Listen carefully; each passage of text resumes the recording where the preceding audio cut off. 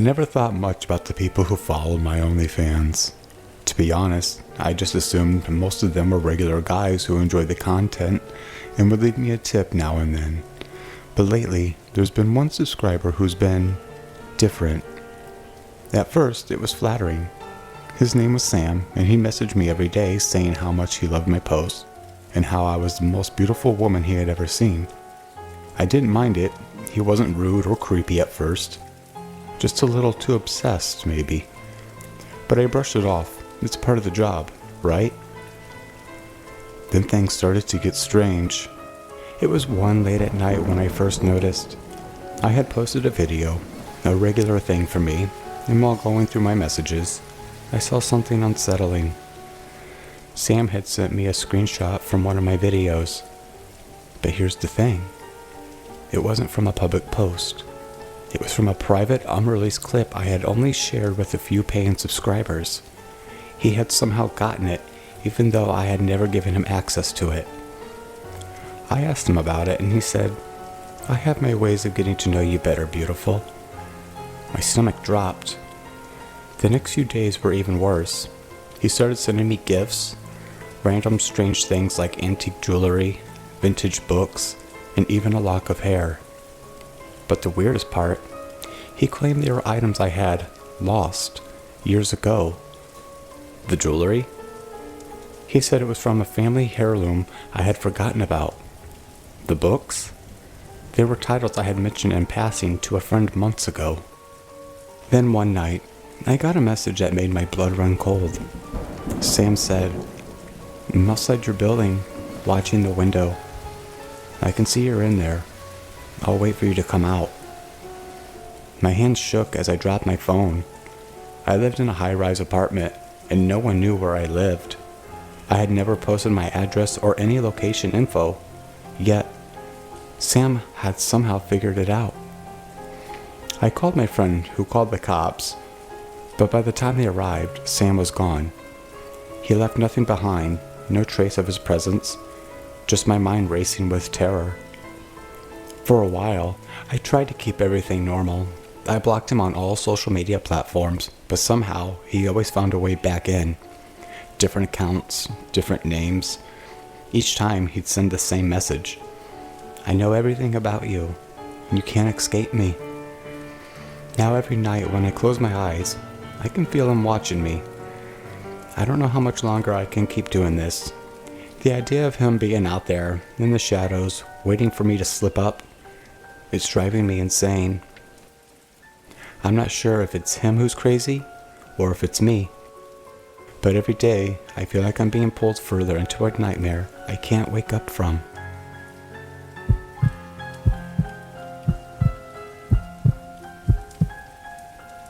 I turned 27 last night. The plan was simple. Hit the local dive bar, grab a few drinks, and pretend turning another year older didn't matter. The place, Murphy's, was dark, sticky, and always smelled faintly of stale beer and damp wood. It was perfect. I got there around 9, the neon open sign buzzing like an angry hornet. Inside, the crowd was sparse. A couple of regulars nursing their drinks, a couple arguing softly in a corner booth, and the bartender, a wiry guy named Eddie, who nodded as I walked in. "Birthday boy," Eddie called, slinging a shot of something golden my way. "On the house." I raised a glass in mock celebration. Here's to getting older and not wiser. The burn of the whiskey was sharp but comforting. By 11, the place had filled up. A group of college kids had taken over the pool table, their laughter cutting through the low hum of conversation. A guy in a leather jacket sat a few stools down from me, staring into his drink like it held the answers to life. Something about him seemed off. His hands tapped nervously on the bar, and his eyes kept darting towards the door. Eddie noticed too. "You okay there, man?" he asked, leaning in.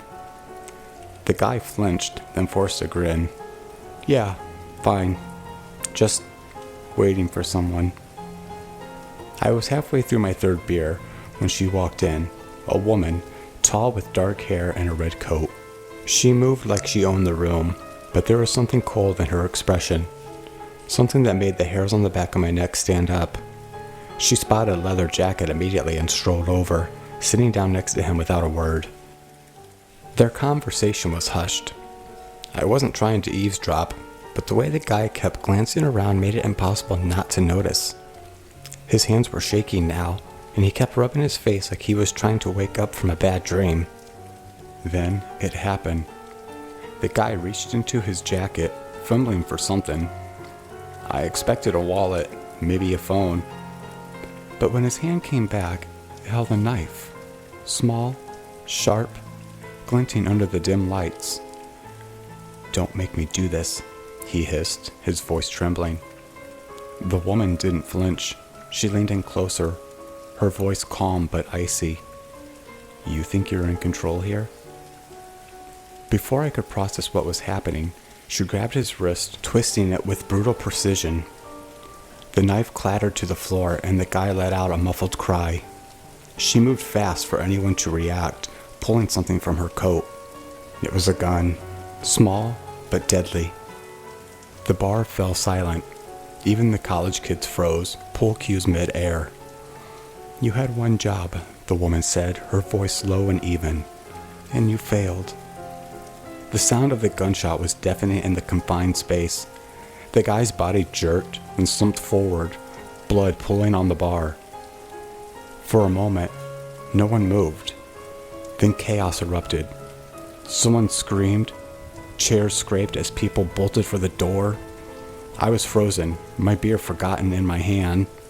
The woman stood, tucking the gun back into her coat. She looked around the room, her eyes meeting mine for the briefest second. There was no panic, no fear, just a chilling calm. "Enjoy the rest of your birthday," she said, almost like a whisper, before walking out as casually as she had come in. Eddie was already on the phone with the police, his voice shaking as he described what had happened. I stayed where I was, staring at the lifeless body slumped over the bar, the blood dripping onto the floor. I don't know how long I sat there, the sound of sirens growing louder in the distance. All I know is that when I closed my eyes that night, I could still see her face, cold and unflinching. Happy birthday to me.